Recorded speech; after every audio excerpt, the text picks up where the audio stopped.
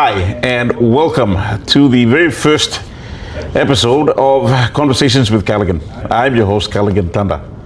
Now, my first guest pretty much is, I wouldn't say responsible, or should I say is part of the reason why I'm doing this podcast in the first place.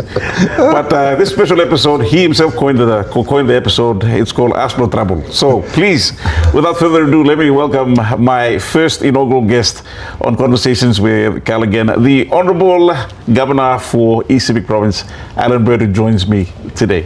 Governor, good morning, and thank you so much for your time.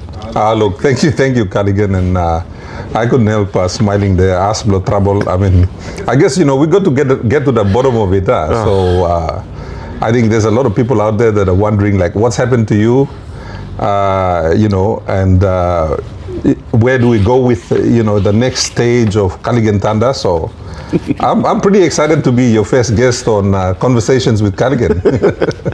Well, who better to start the conversation with than yourself? And the last time we met was I think the last time we had a proper conversation was in the studio on the 17th of, what was it, March or May this year? Well, 17th of May. April, sorry. On the 17th of April, that was leading up to the long weekend.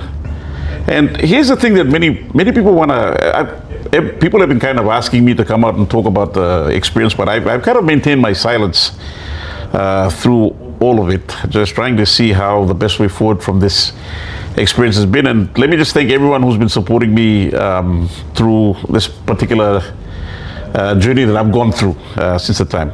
But, just rewinding back to the facts, on 17th, was when I conducted the interview when I was hosting the Talkback show on FM 100. Now, we had the conversation.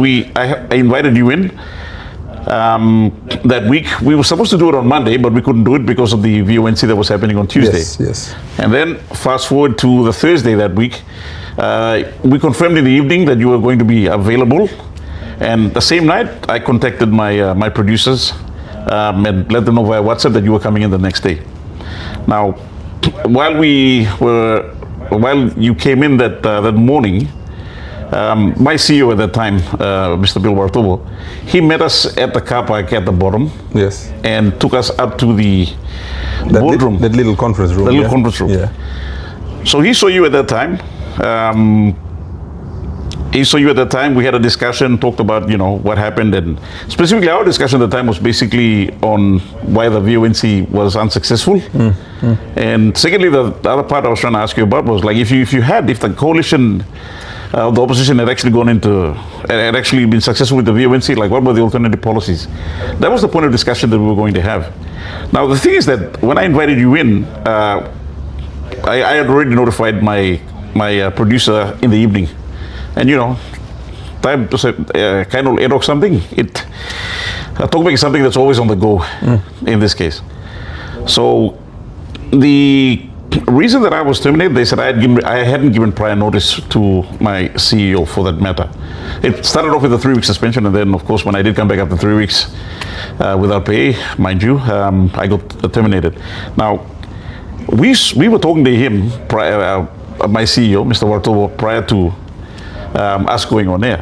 And at any time, if he had felt uncomfortable about it, like he knew it 30 minutes before we even went on. I think 8:30 something, right up till the news played, 10 past 9, and then 9:15 we were already inside. He could have said no at any time, and I just wanted to ask, did he ever give any indication that it was uncomfortable from your experience? No,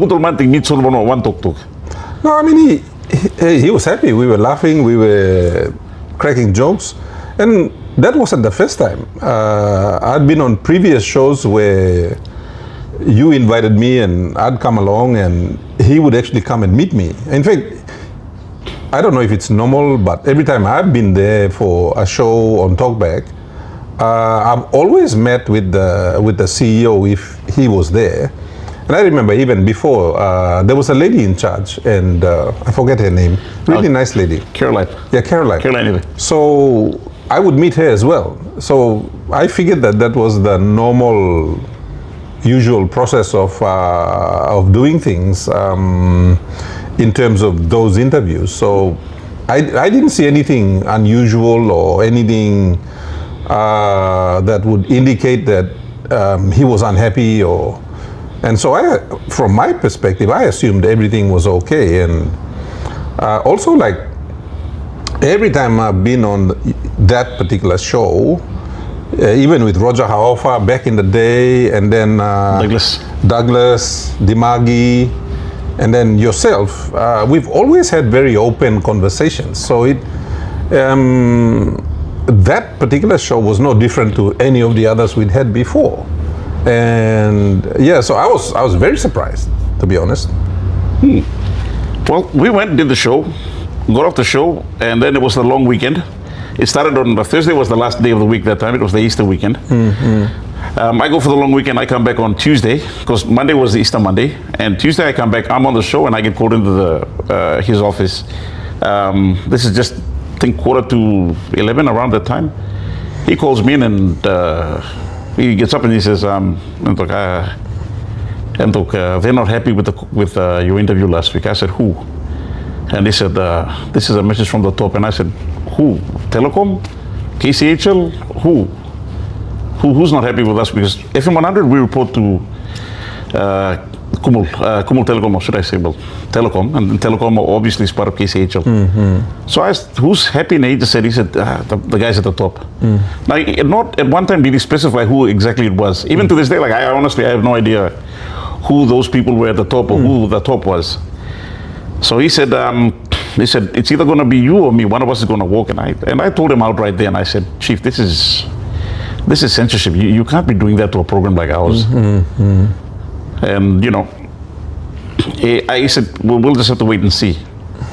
So by the afternoon, and the sad thing was that I had my kids there with me at that time. They'd come to spend a long weekend with me, and they were going back to go stay with their mom. So he calls me in around 1 o'clock or 2 o'clock something, and he says, I'm really sorry, but we've got to suspend you. I've been given the marching orders to suspend you. So I got suspended for 3 weeks without pay, saying that failure to notify of the guests coming in. And I was like, can you specify which particular policy I've breached? Or in my appeal, you haven't specified what policy I breached, what particular clause. None of that. No company policy, nothing. So I took it on the chin, stayed for about 3 weeks at home. And during that time, I think on the last week, no one knew about it. And then, the funny thing was that on my last week, I think on the second last week, I think of my suspension, we had the media awards night. And so ironic that best radio program of the year was awarded to my show, the Talkback Show. Well, awarded to you, because that's your show. You're the one that runs it.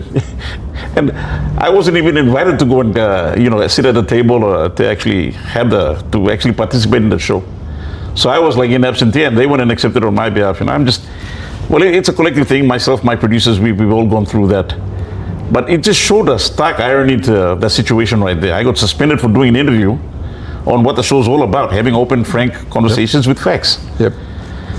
So that kind of, I think, sparked everything, and people started asking questions. And then at the time, when that happened, immediately, I think I'd have to thank Neville Troy and Scott White and the team as well, who've been really helpful, supporting me through the time, giving me advice on what to do, and other stuff like that.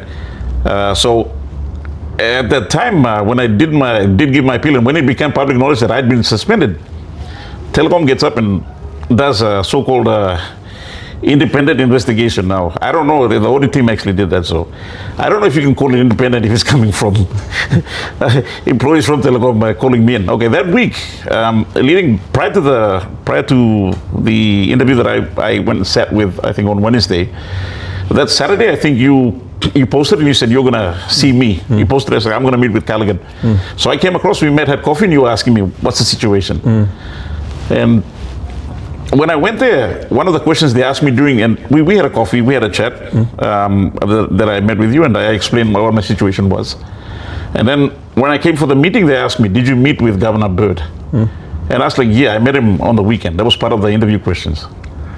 Now, they went and even when they gave my termination, when I resumed work after my 3-week suspension, I came back to resume work. I think that was on, let me just check my dates. I resumed work, I think, I resumed on the 14th, but my termination letter was dated the 12th. So 2 days already, they already had my termination notice ready. So I came in 2 days after, on the date, like after 3 weeks had lapsed, and got terminated right there and then.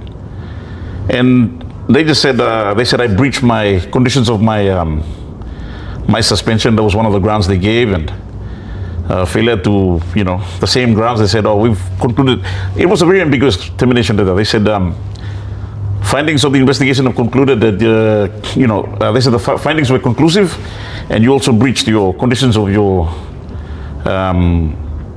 suspension. Now, I'm assuming that was probably because of my appeal letter that was leaked online, and I don't know who leaked that letter online. I didn't even give that letter out to anyone. It was just copies that I sent back to my HR guys, and a copy that I sent to the guys at Media Council to tell them that this is my situation. How this letter come out, I have no idea how it came out. It wasn't intentional on my part.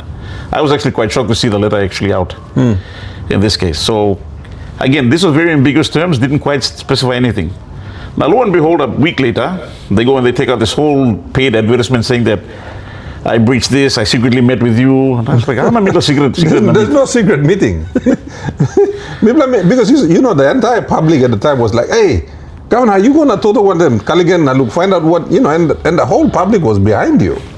So, in responding to the public, we had a public meeting. There's nothing secret about it. And you even announced on your Facebook, I'm meeting with this guy. So the whole country knew we were meeting, except the board of telecom, they were the only ones that didn't know, and so they decided to call that a secret meeting.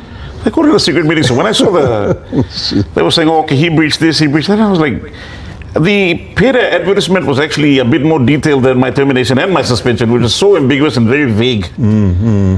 And that's what actually led to my suspension termination. And I'll tell you one thing. During the course of my appeal against my suspension, my appeal against my termination, they've never responded to any one of those.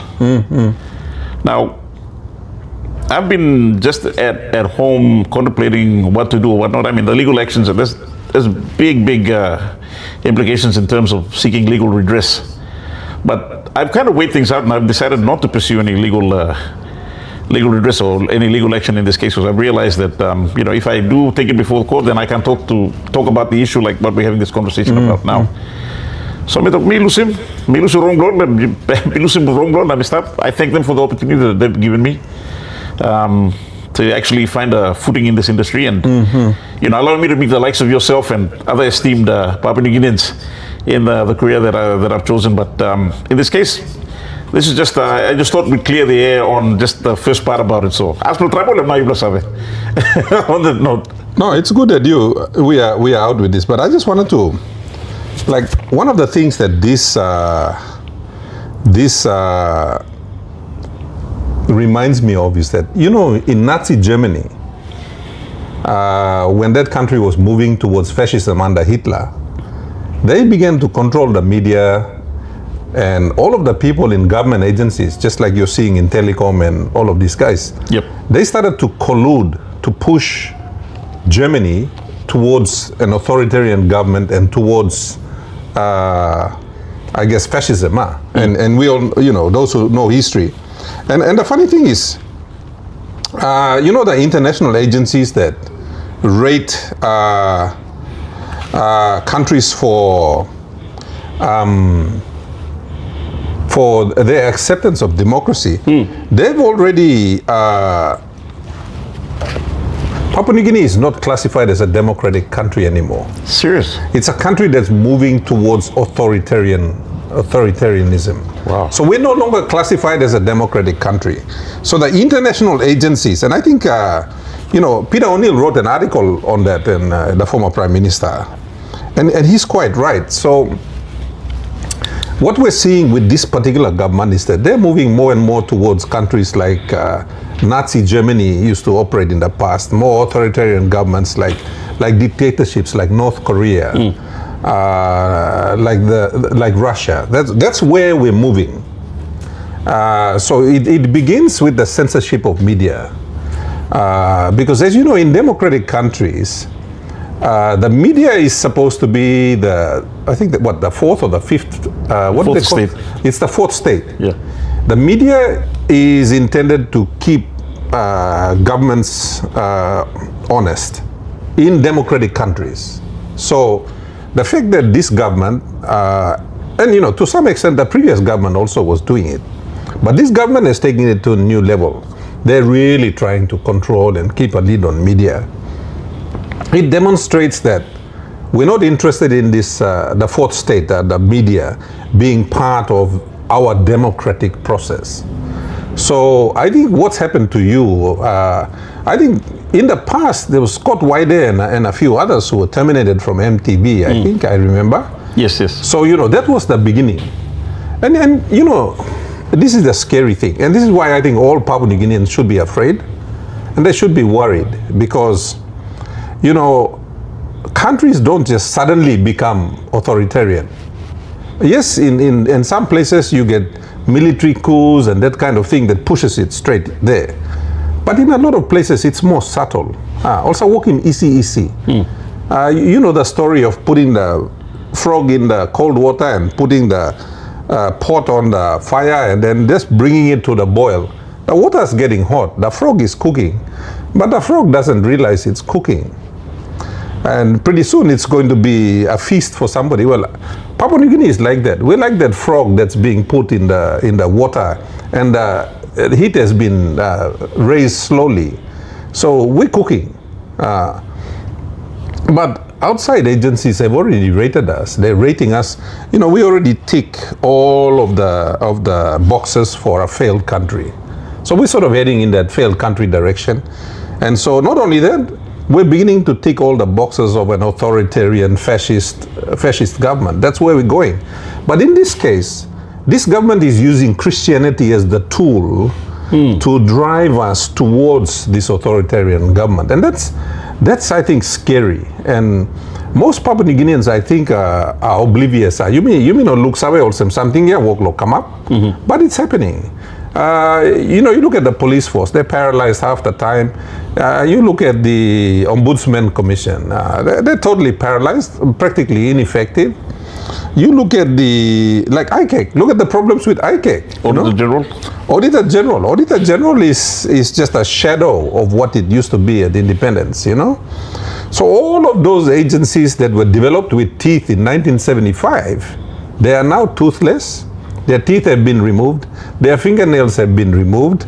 I think their brains have even been removed. They're just like paralyzed. And so what's happened to you has come as a big shock.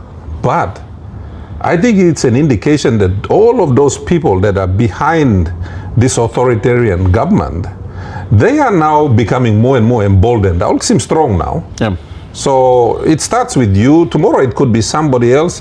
Pretty soon it could be all of us. All of us could be behind bars. I mean, look at some of the laws that have been passed. There are laws that legitimize an authoritarian regime. That's basically what it is.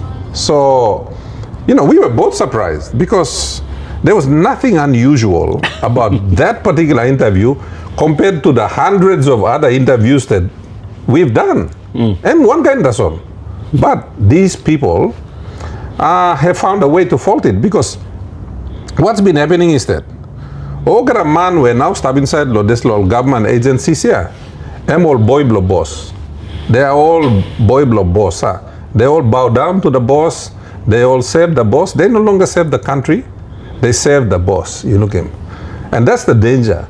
When everybody starts worshipping one particular guy and they start to idolize that person and they start to believe that this guy can do no wrong, that's what happened to Hitler. Everybody thought, Hitler was a gift from God.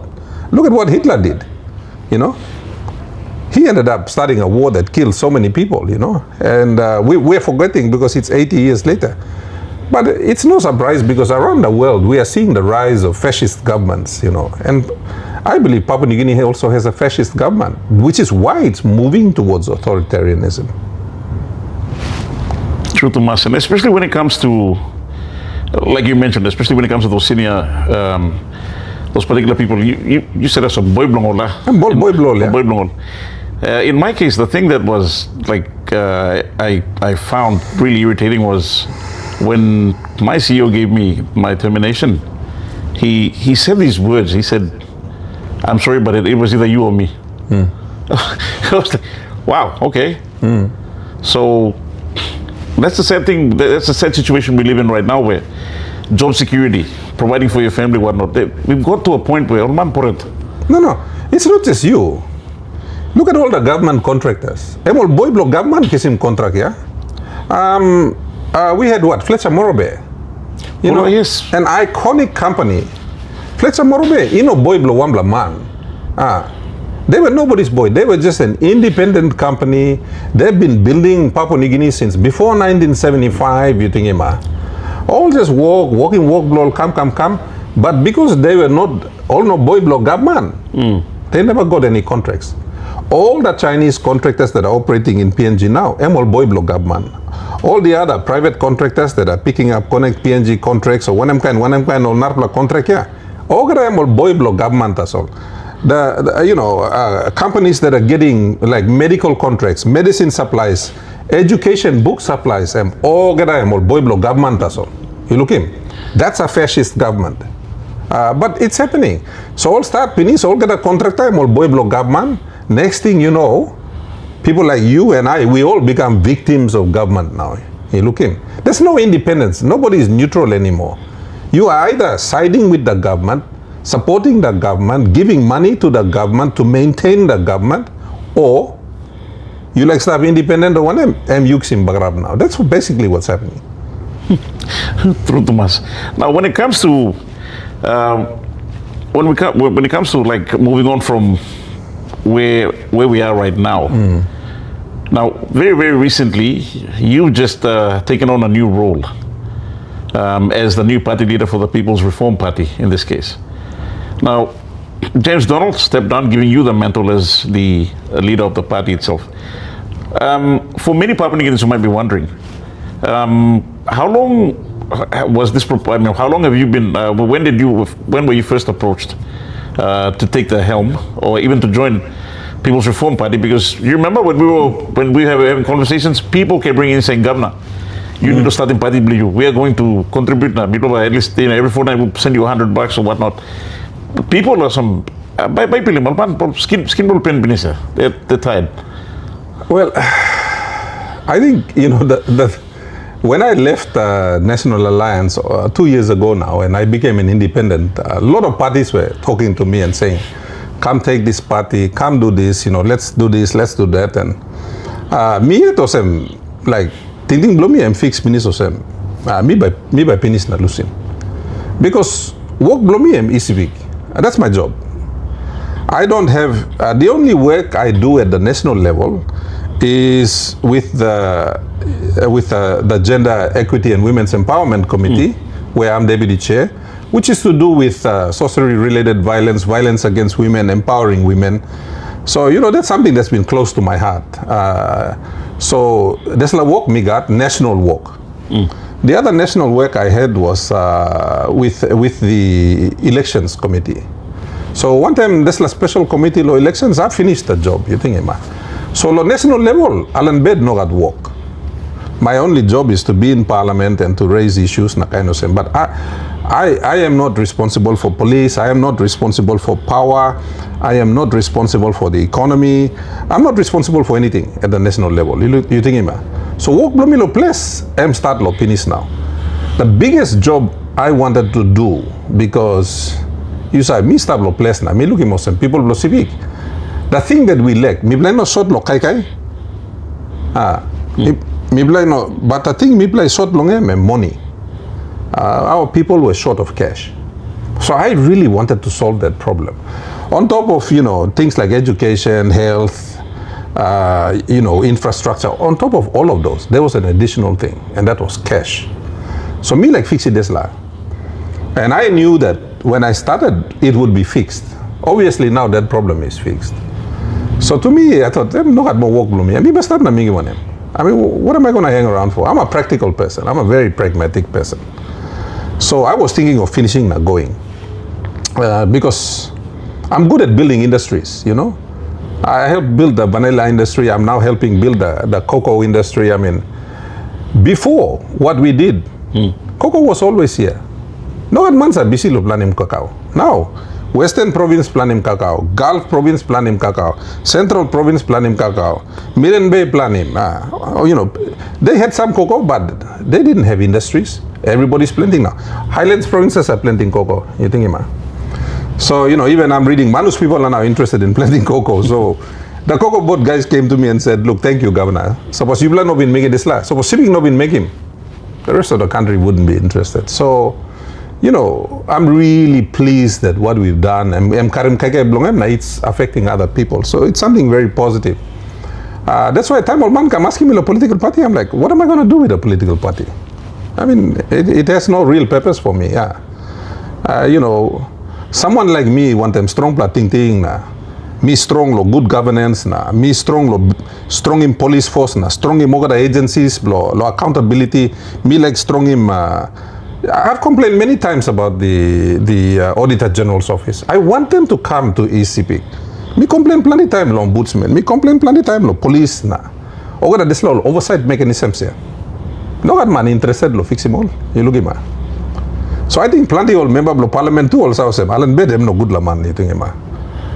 You know, I'm one of those people that I'm not a government guy, but I study government. I've studied government for 25 years. You think him, which is why I understand government better than most members of parliament.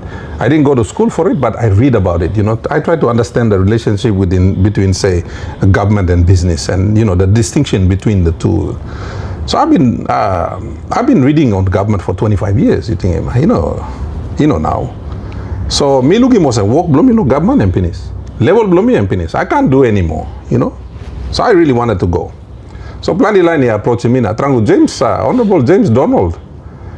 Since his election, he's been close to me.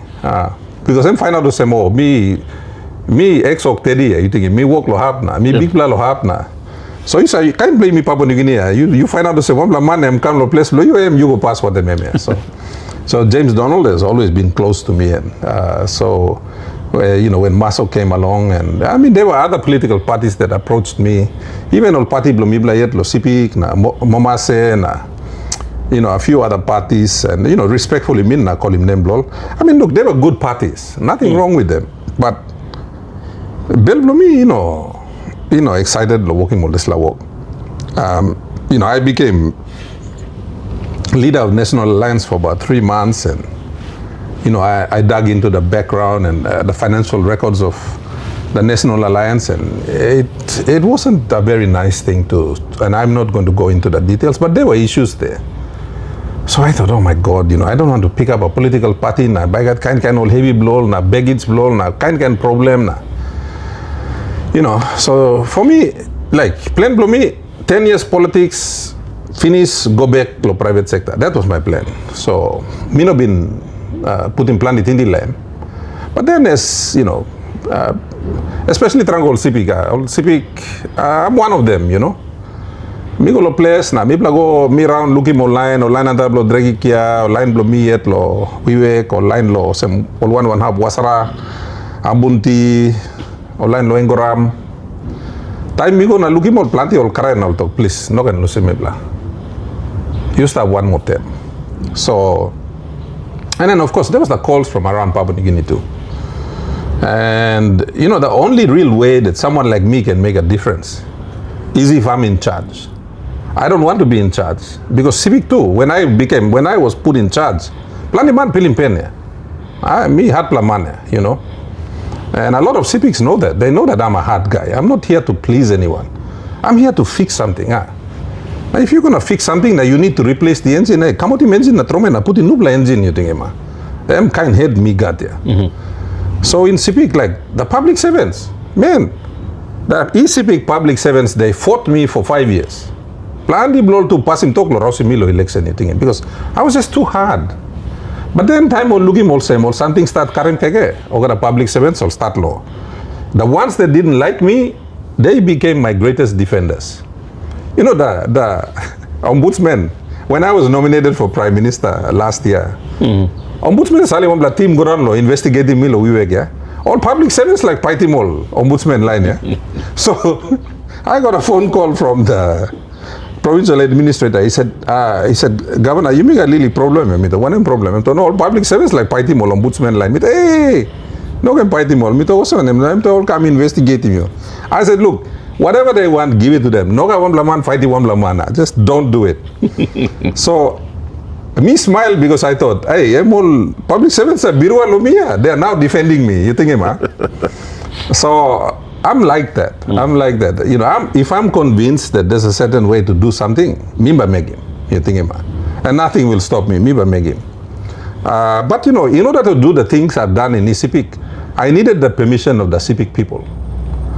Now you know, Miblo Sepik, Miblo Hatlamania. You know, Miblo also Miblo Highlands too. You think, Miblo strong light line. So, you know, to be able to gain the trust of the Sepik people is not an easy thing. It's not an easy thing. But, you know, I'm very privileged that they gave me their trust to do something. And I'm doing my best. What I found out is that I can fix everything that's my responsibility. Things that are national government responsibility, I can't fix them. I'm hard fixing me because I'm work blonar laman. Responsibility blonar laman. So everything that's failing in my province, everything that's failing in every other province, they are all national government responsibilities. Power is failing, and work law set, national government. Water is failing, and work law set, national government. Law and order is failing, and work law set, national government. You look in, everything. Our main highways, like the highway between Ley and Medeng is collapsed. Plenty hub, there's a national highway and collapse. Work law set, national government. So everything you look at, defense force is struggling and work blows at national government. So the national government is failing in all of its responsibilities. It's failing, all right? Now, who's getting the blame? Ordinary members of parliament are getting the blame. Provincial public servants are getting the blame. Governors are getting the blame. Meanwhile, there's a protected species here in Port Moresby that don't get the blame, you see. So there's a really serious problem there that nobody seems to be able to fix. Even James Marape, respectfully, I'm 7 years now, I'm fixing one Sunday. Always the same problem here. You know, why did many of us want to get rid of Peter O'Neill? Because I didn't have power in ECP and I was fighting for power in ECP. Law and order was collapsing in ECP and I was fighting for that. Now me saw was a problem in national government. Now me fight one day Peter O'Neill or Deslaya. Now, 7-8 years after Lomibla Rosin Peter O'Neill, the guy who replaced him can't fix those problems. So by me making one, you see what I mean?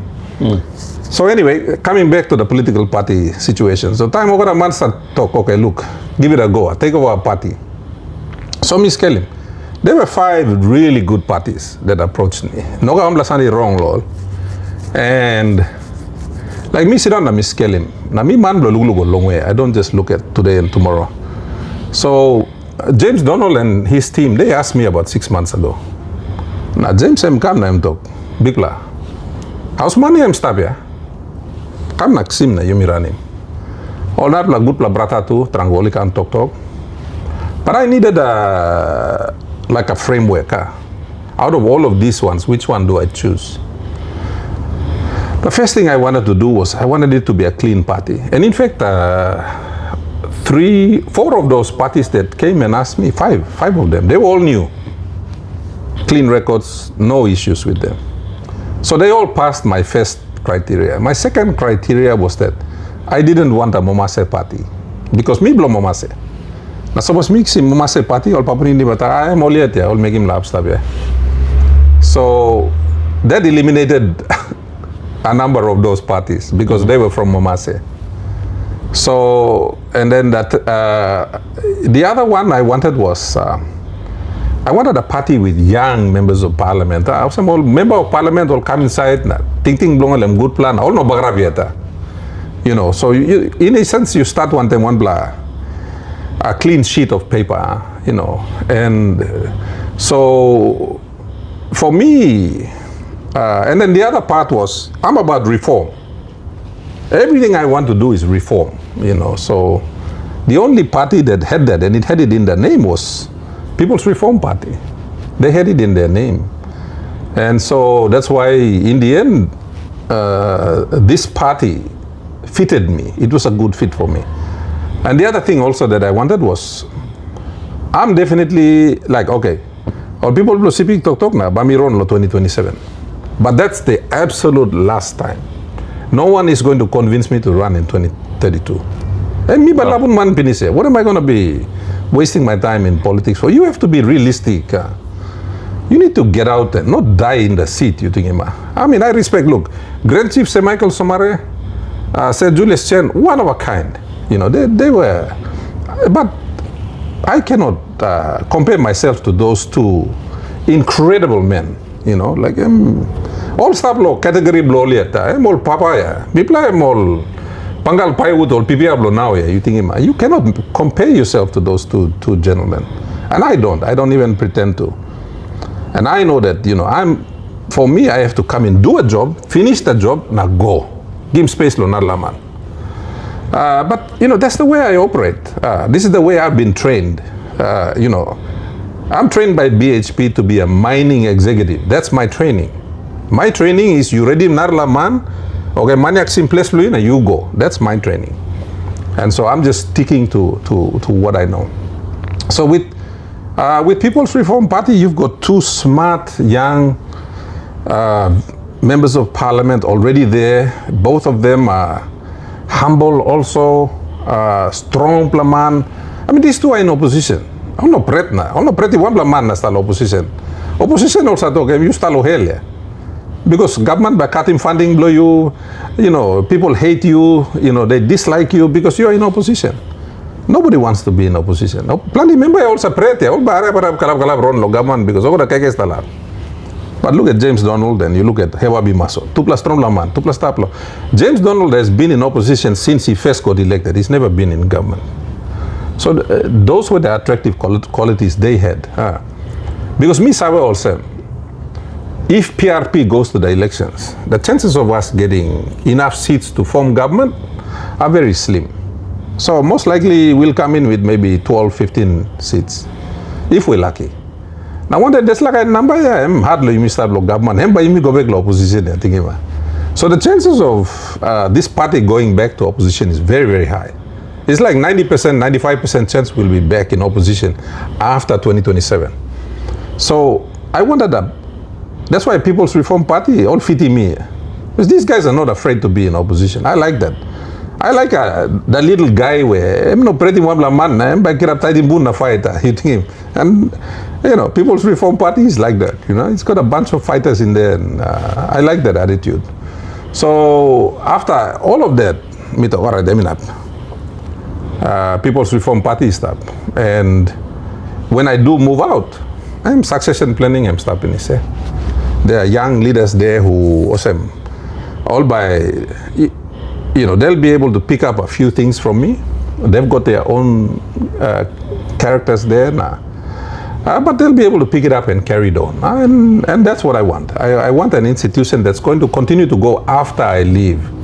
I don't want an institution that's going to collapse when I leave. You think, so this is where People's Reform Party gives me the best opportunity to build something with that group, so that when I go, there's something and build. So I mean, it's a long way of explaining it, but you know, I hope that that answers the question. Totally appreciate that. Also, with the People's Reform Party, I think there's certain core values that were highlighted in the announcement that took place on Sunday. In itself, many of them, I think, it reflects our five national goal-directed principles. But for the benefit of our viewers, what are the core values that kind of attracted you to this party itself? If you could just briefly go through them again. Well, like I said, the first thing is reform. The second thing is like, you know, they wanted equity and inequality. And I think that's something that's been missing in Papua New Guinea for a long, long time. There's no, like for example, in Papua New Guinea, there are 6 or 7 provinces that are very rich, richer than all the others. So the other 15 provinces, people are poor cousins here. Sepik is one of them, you know. So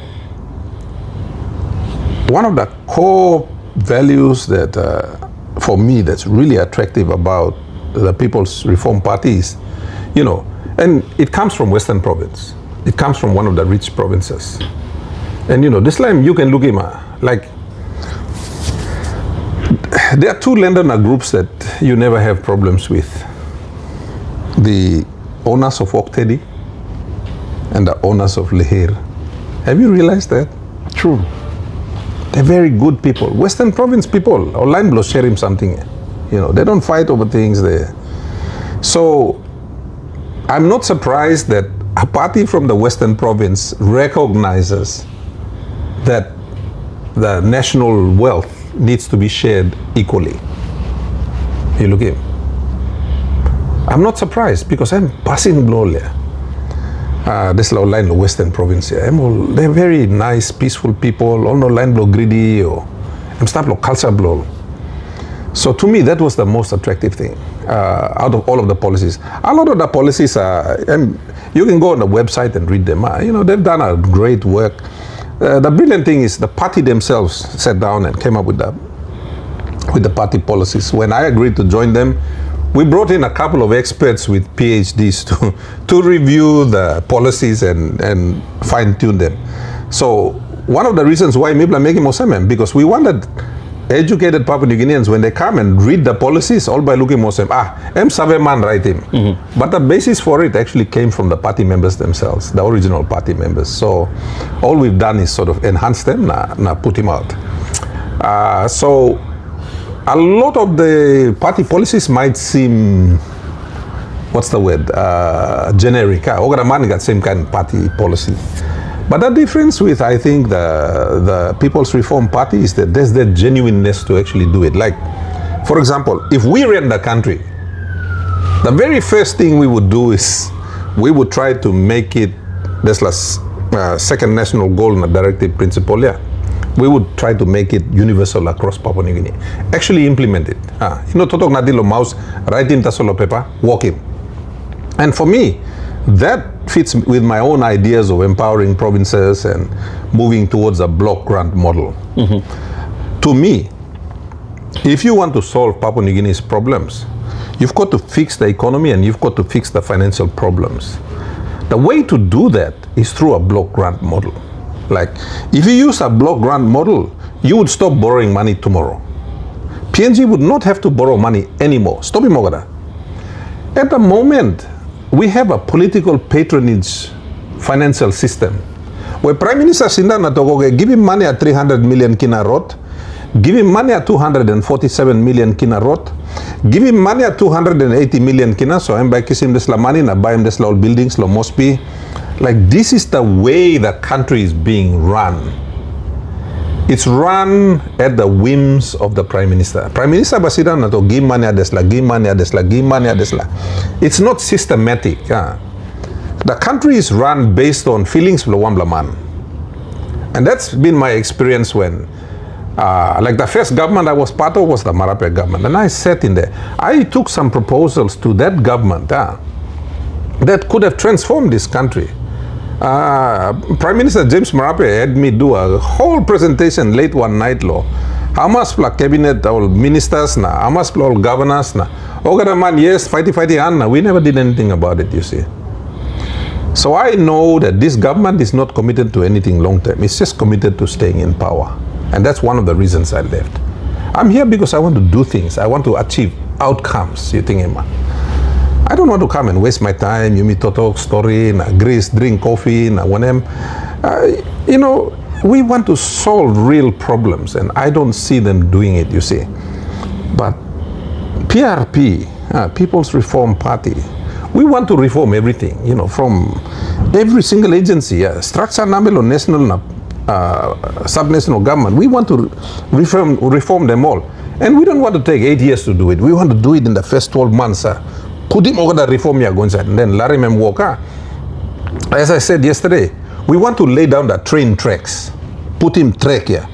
So that you put the train on top here, you saw saying run lay na go hap. Larry run number, or man run lo 4-wheel drive na wogilo like blow. No. It's got to be done like this. So that's why we call it a hard reset. Here's the thing I want to make clear to the people of Papua New Guinea. James Marape, he has no original idea of his own. Now he's using national reset. Where did he get those words from? He got it from me. Ilugima. I'm using this law, Tok take back PNG. He got that from Gary Jufa. You know, sadly, the man has no original ideas on how to solve the country's problems. I mean, does he even know what take back PNG means? Does he even know what hard reset means? I know. Hard reset means taking the really hard decisions that nobody else wants to take. I mentioned it yesterday.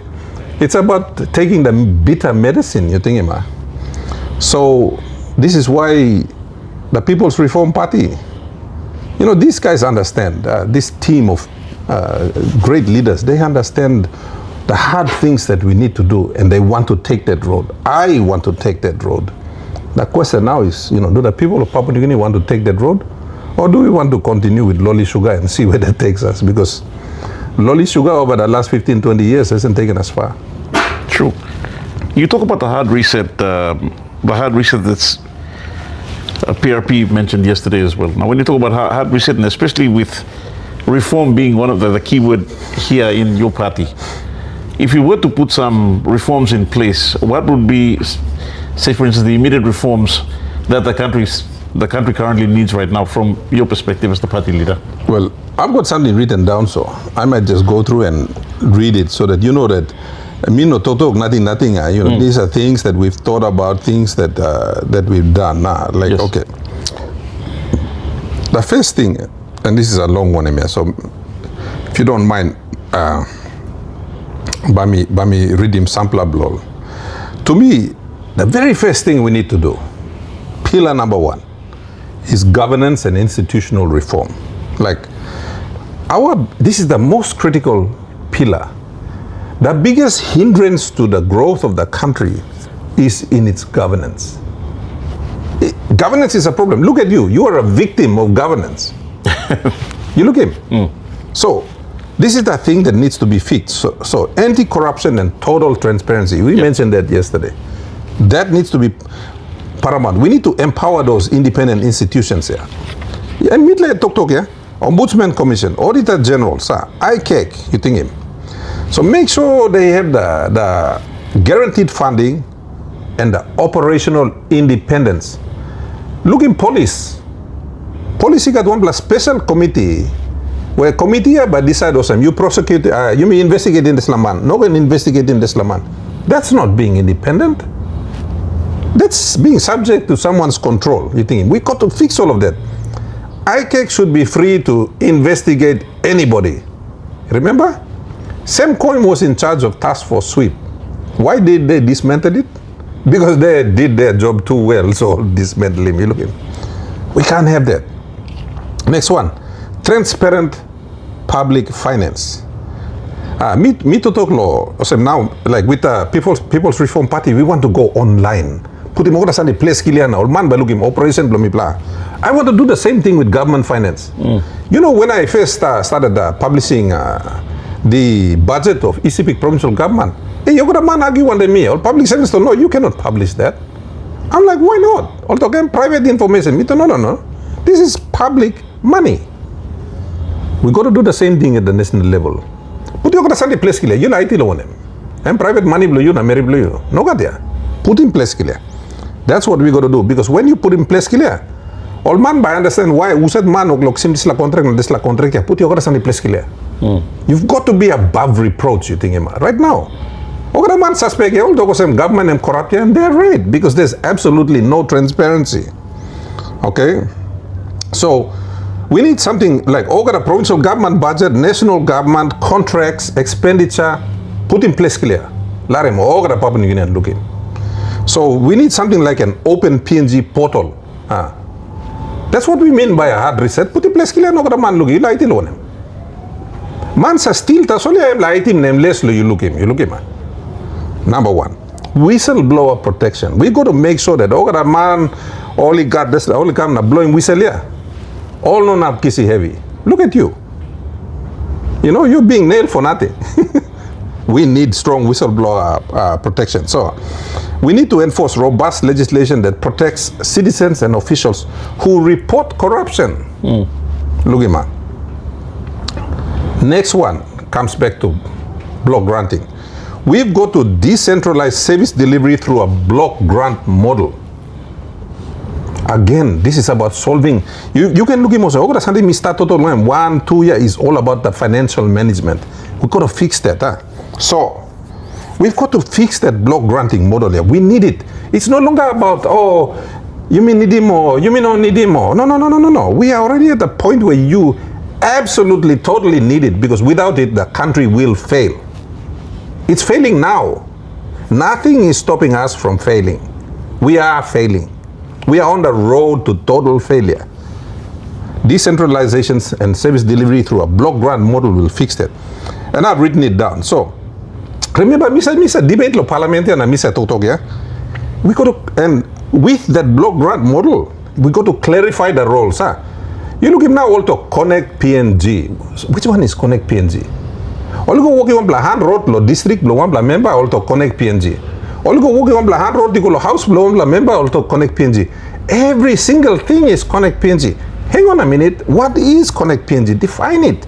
Who is responsible for what? Define it. You look at And then we've got to have a formula-based intergovernment transfer system tied to performance and tied to audit outcomes. What do I mean by that? Say national government come na give him one money lo Sepik. Come na audit him this money. Have I not said that in Parliament many times? I have. Audit him this money. Suppose one man lo Sepik and bagrab him this money or foul him this money. You cut him budget blomibla next time.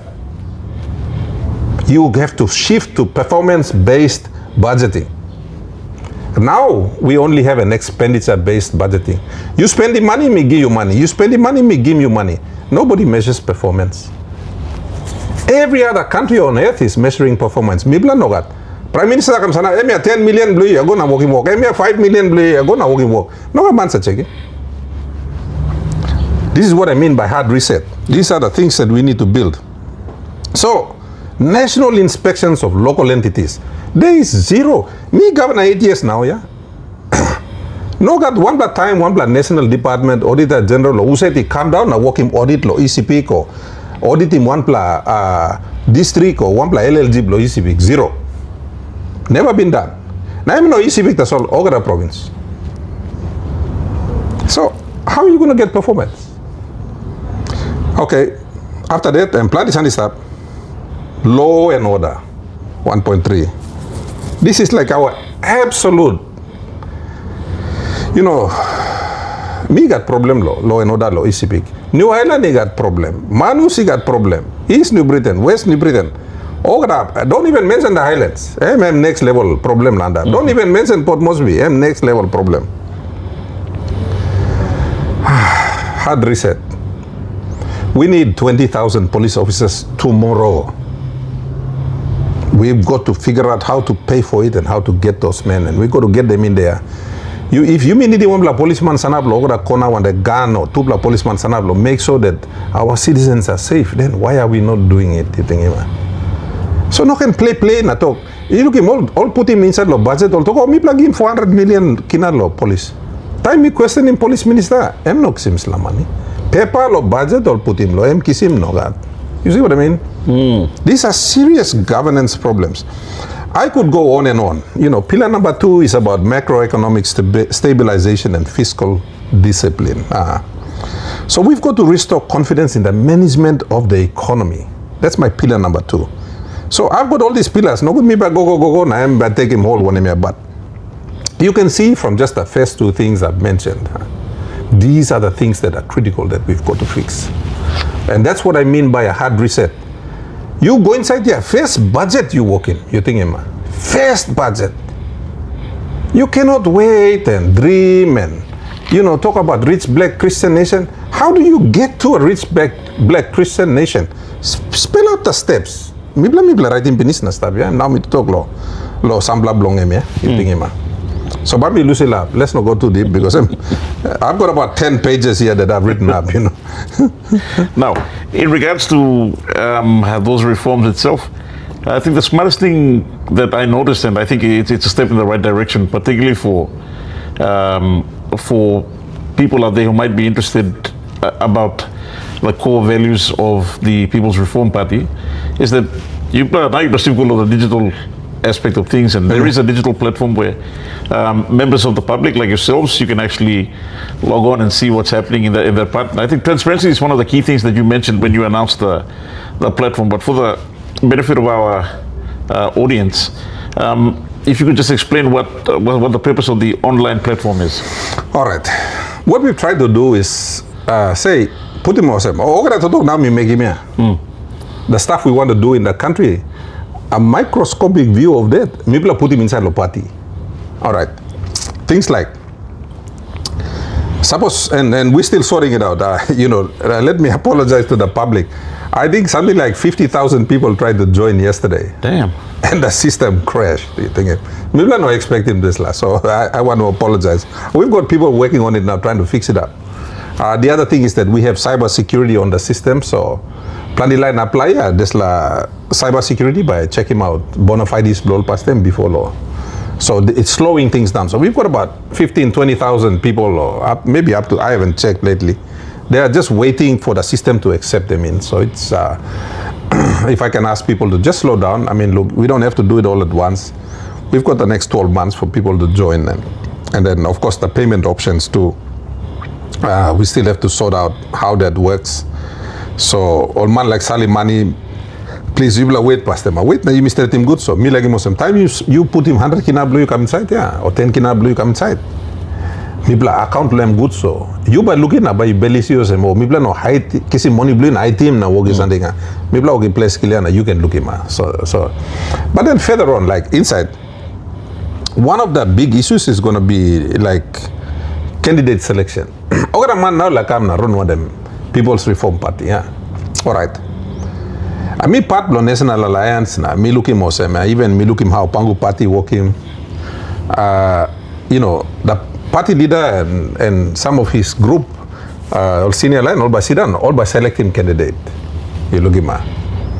So when we select the candidate, we go to the community and say, "Me candidate will play." Sometimes community knows a one bell. So one of the reasons why when our members join us, people ask him all put in which district you come along him. There's a reason for that. When it comes to candidate selection, say 5 people write, you blow a Yalibu Pangia. Imbongo, you blow Imbongo. Okay. Say 5 Laman, candidate lo Imbongo, Salim Kama, okay, Governor Bed, I'm like this, I'm God's gift to the planet, blah, blah, blah. Selecting me, no, me Baron, lo PRP. Well, I don't want to make the decision. I'm not going to vote in Yalibu Pangia, I mean in Imbongo. I'm not going to vote up there. Online and up vote. So me like him, get a member, lo mibla lo Imbongo, yeah. Mibla ba gonna put him online, na toge me 5 candidate, yeah. You gonna mark him 1, 2, na 3. So we have already developed an online voting application. It's on the system. So over a line, say we have 1,000 members from Imbongo. There's like 1,000 members from Imbongo, yeah, all by Gona. They will do a pre-selection of the 5 candidates. The one that comes out number 1, that's the candidate we will pick. So the candidate will actually be picked by our members. That's one of the big point of difference between us and all the other political parties. So we've developed that online already. I'm still understand. And then, so the other thing is like things like policy formulation. If we want to develop a new policy, we will write the framework for it. We'll put it online, and then we'll let all our members around the country have a look at the policy. They want to comment. They want to improve it. They want to take something away or whatever. Let him all stratim pinis, give him back Lomipla. We will then take the policy and we will get it passed through the process, approved, and we operationalize it. So that's another thing we have. So plenty blow something where also working law height here, mi blaba put in place clear. Even also running balance law. People's Reform Party, private party blow James Donald, even though I'm Papa started.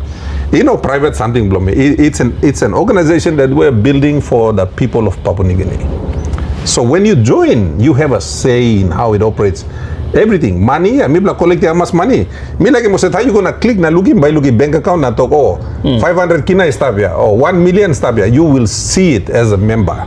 So What we are doing in People's Reform Party, that's what we want to do with Papua New Guinea. We want to bring in the total transparent look. Basically, we want to give our members control of the party. You know, Alan bed by control him, or me want them all executive. Me plus tabo say was man that's all. I'm sending blue blah. You think I'm kind of same? The same way, if the people of Papua New Guinea can trust us and give us Papua New Guinea to run, I'm saying something me by making me. We are going to give you control of your country. That's what we are trying to do. You know, control the country blue by start when the People's Reform Party or Pangu Party or Wanem Narla Party or it's going to be yours. We want to move back to the full principles of democracy.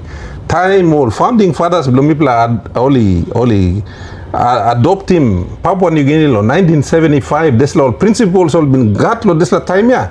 That's what we want to return the country to, back to its people. That's what we are trying to do.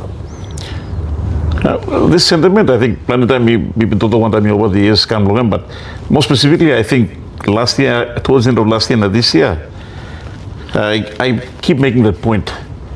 Plenty man thing was when you talk politics, I'm something called big man. And me talk plenty time, me talk politics, and me play you may complain like a country go bagarap stop, or you may complain law why plenty law and other issues be got long. And it all comes back to politics. Everyone has to be interested. I'm echoing what the late Alphonse Gilubin talk, Dr. Gilubin talk, and talk. Get interested in politics. Be a member of a political party. Have a say in how your country is being run.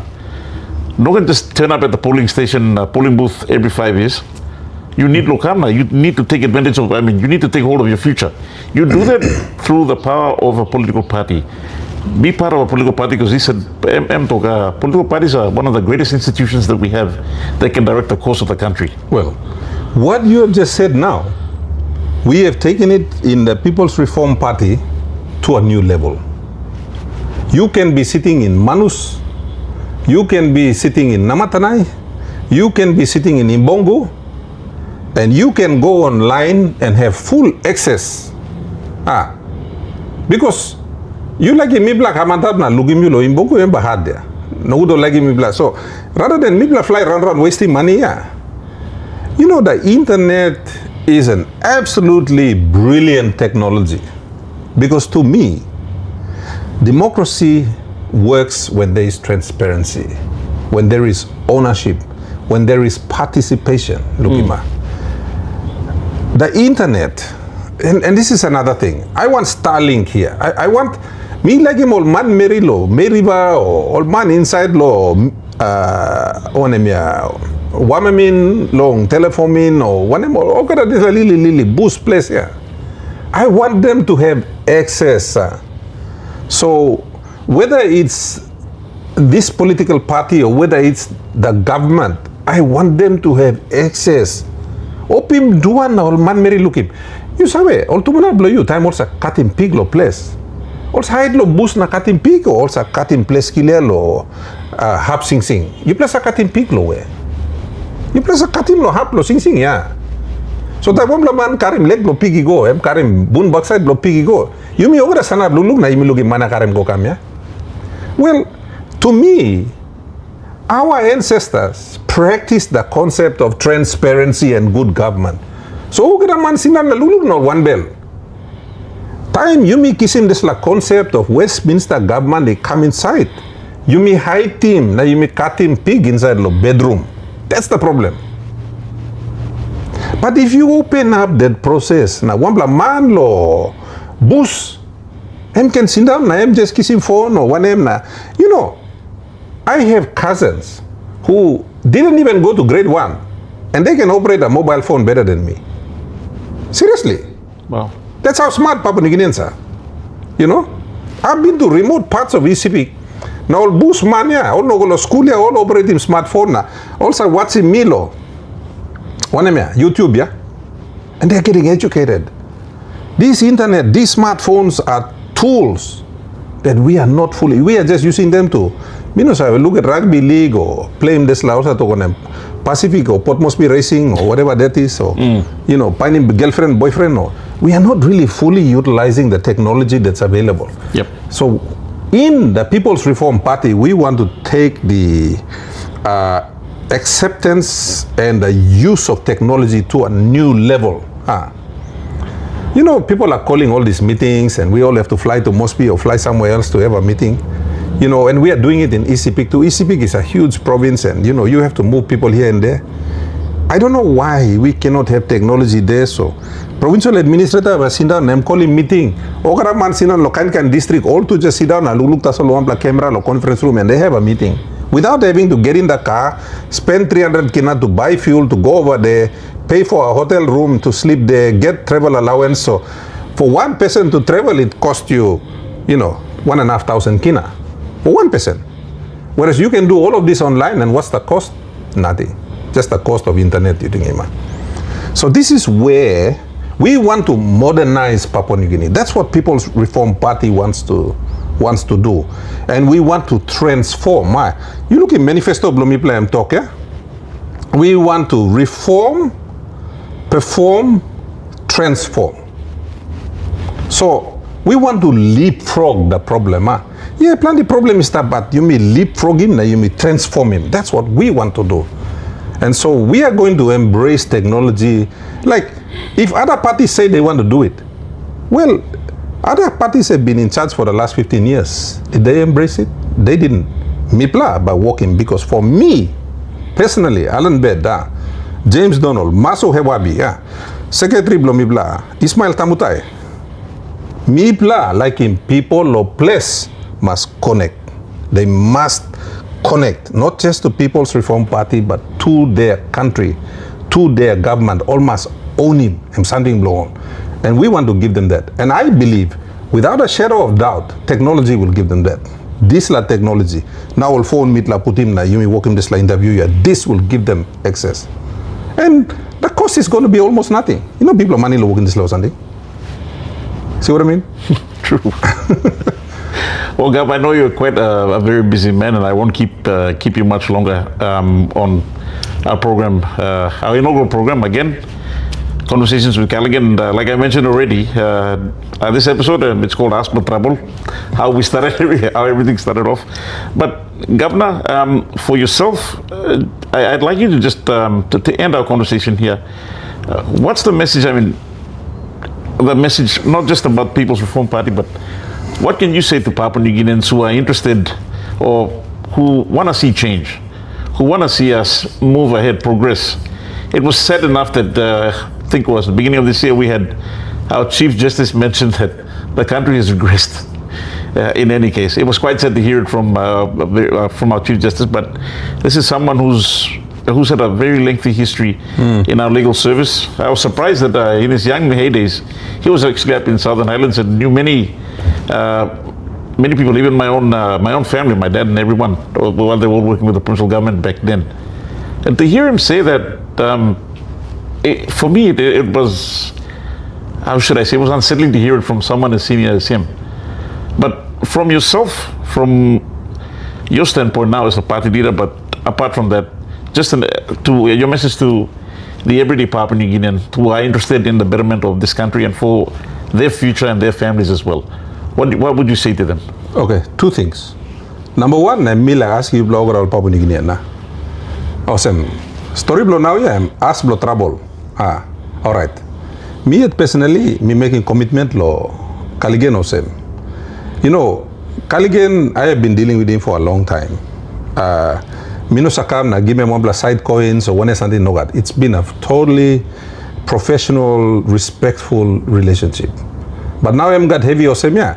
Me no not call him amount, but me yet, but me put some money lo saboti work lo Cullighan. Not just Cullighan, but any other fearless, honest reporters who want to highlight our issues. So, me appeal lo iblo Papua New Guineans. Me by saboting this la young man.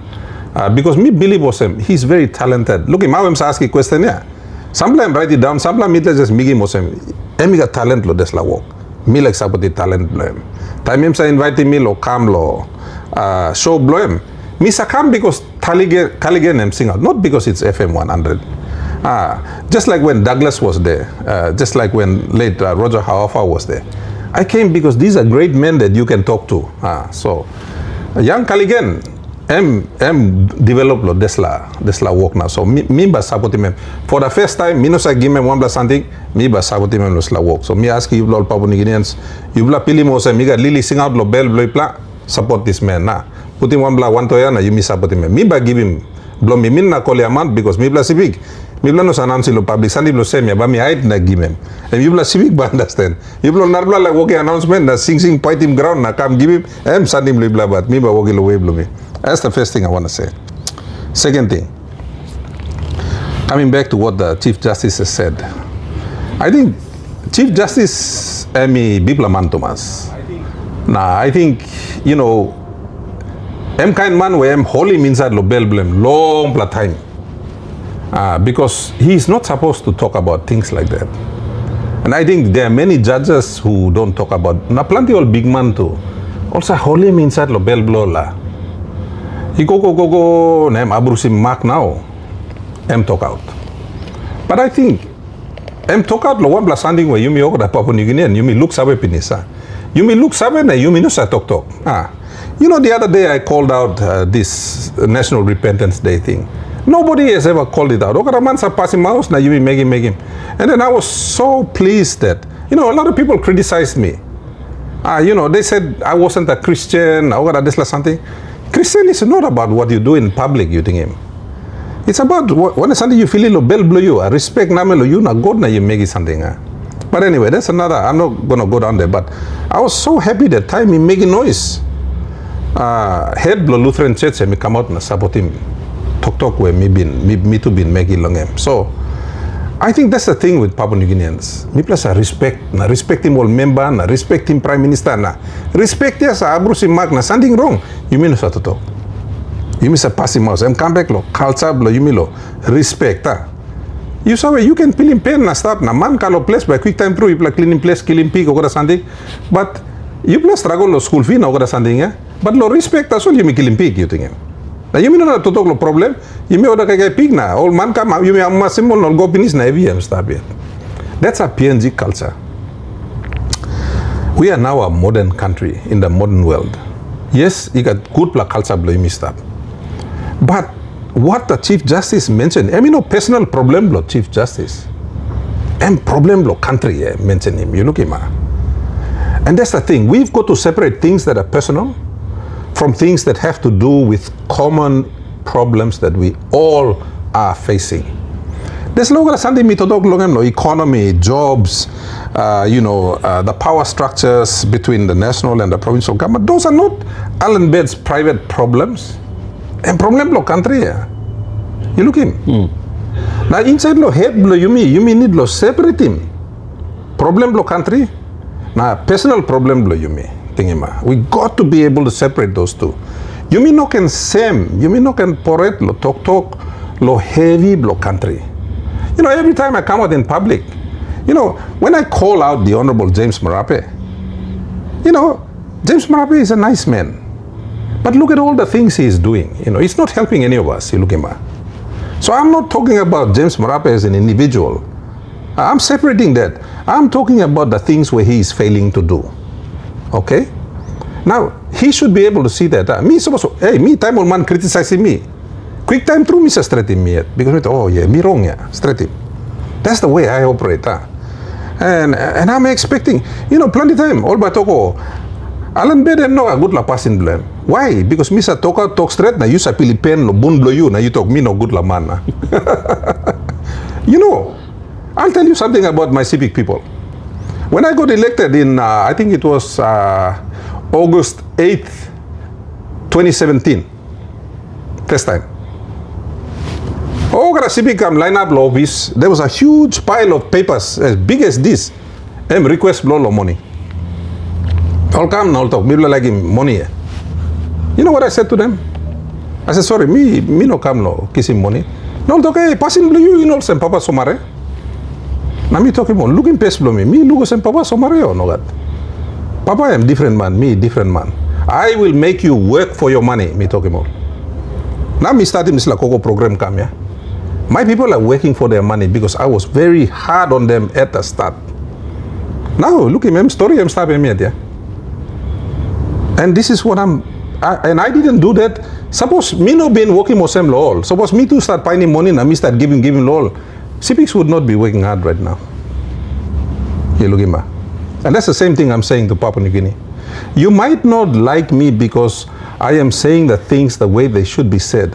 Just like Chief Justice Toktokiana, you can believe it on him. But this is the truth. You can't avoid it.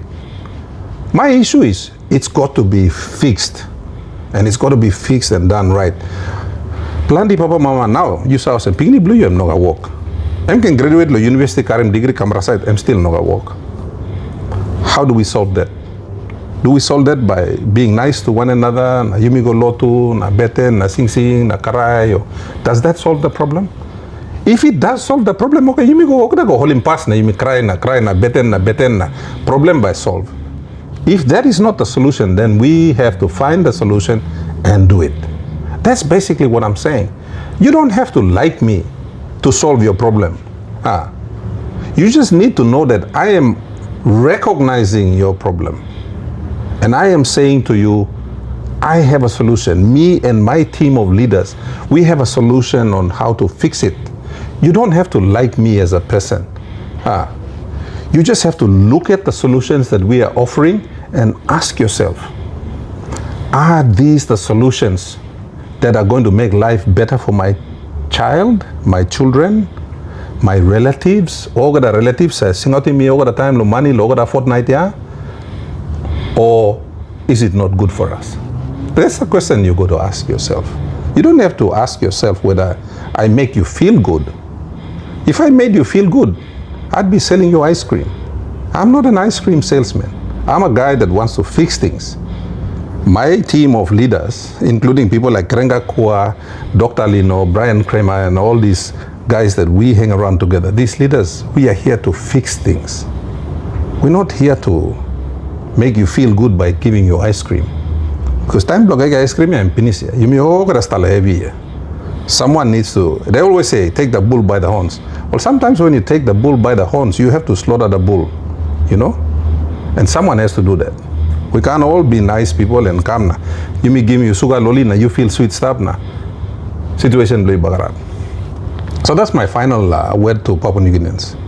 You want someone who's going to be, like, I don't want to be prime minister for 8, 9, 10 years, na round, na hello people, na, you know, that's not my thing.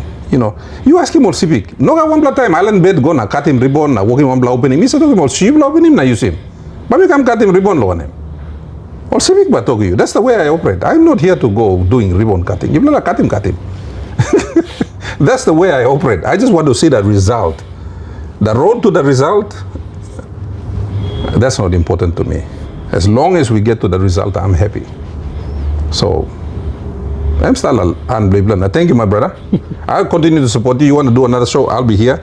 But like I said, let's support Cullighan. Thank you very much. Governor, firstly, thank you very much for the compliment. I think people are been through you. You give them come, so I'd like to extend my thanks to you, your office, the people of Sepik. Thank you through. And I'm just extending my thanks and appreciation on behalf of myself and my family, and we sincerely appreciate this just so you welcome blowing. Thank you too much. And apart from that, I want to thank you again for being my first guest on my inaugural program, Conversations with Cullighan. Governor, thank you too much for the time.